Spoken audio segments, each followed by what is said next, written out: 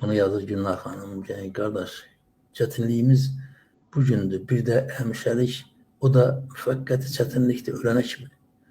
Dostlar, inanın mənə. Yəni siz fikir verdiniz, başdan başlayanda deyək ki, mən hər gün, o gənc qız, mən hər gün ölürəm. Məni öldürün falan. Biz, dostlar, bir dəfə öləcəyik. O da hakimiyyət dəyişmək üçün. Yəni, haqq ədaləti bərpa eləmək üçün, inanın mənə. Yəni, o nöqteyi nəzərdən mən nişkin adamam. Gün gələcək, gün gələcək. İnanın. Əvəz Zeynalının sözü olmasın. Biz elə gözəl bir dövlət quracağıq ki, o dövlətə biz orada Schengen vizası yaradacağıq.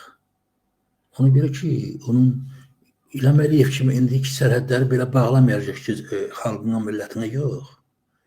Biz orada Schengen vizası yaradacağıq ki, hər dələduz bizim ölkəmizə gəlib burada siyasi sığınacaq ala bilməsin. Başa düşürsünüz? Yəni, mən əminəm ki, vaxt çox tezliklə biz, baxın,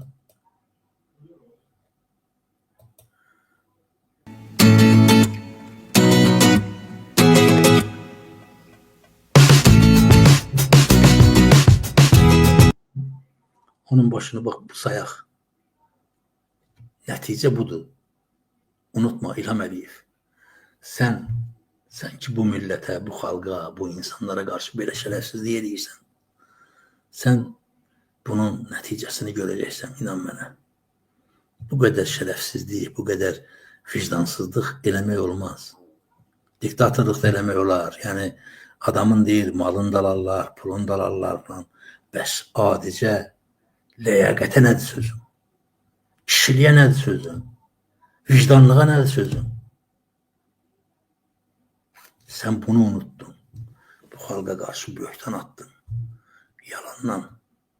Yalandan şəhidin adınla şəhidi təriflədin, veteranı təriflədin, amma arxada icra başçısına, istənilən nazirə dedin ki, nə qədər bacarırsınız aşağılayın.